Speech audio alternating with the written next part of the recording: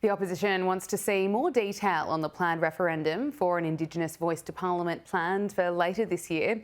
Prime Minister Anthony Albanese says he's not contemplating a referendum failing, but he has left the door open to enshrining the body in the Constitution if it does. Matt Paterson joins us live now. Matt, welcome back to the program.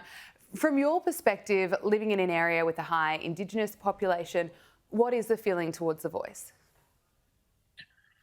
Oh, look, it's pretty split, to be honest. I think it's a complex issue that we're talking about, but I do understand that, you know, people want the Voice to succeed and people in the bush want the Voice to succeed, but it is the question that if we're having the Voice, does it make people's lives in remote communities better? And that's the piece that we need to unpack. Would you like to see more detail?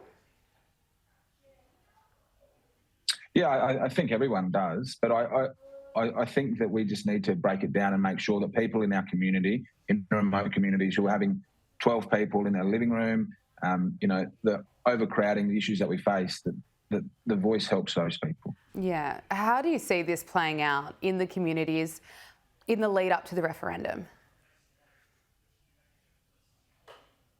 Oh, I think there's going to be a big discussion, and I know that Minister Burney has spoken to councils, and we're more than welcome to offer our services where we can to have those town hall meetings when they happen. So I look forward to the discussion.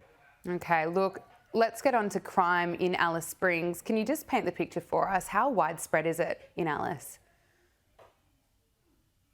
Yeah, look, the crime is very bad at the moment, and I can't fathom what is happening in Alice Springs. So we've had our CBD shut down twice effectively by the police because of use of stolen vehicles and have caused danger to themselves, the police and the public.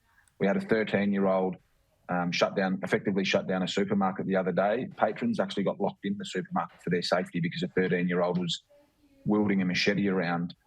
People are waking up to people invading their house with weapons while they rob the house. It's scary, and I've asked for the AFP and the ADF to come and help with some of the resources that we have.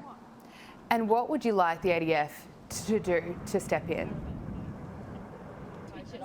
Well, we really just need boots on the ground. It's taking police 7.5 hours, in some instances even longer than that, to respond to crime and to break and enters and those sort of things.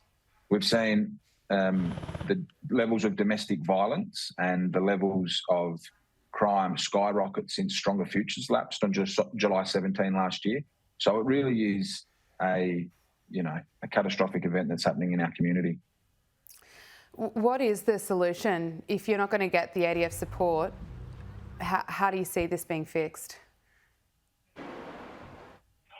Oh, we've just made policy changes after policy changes that is just having massive effects. I don't know the quick fix, but we certainly need that circuit breaker. The community needs the circuit breaker.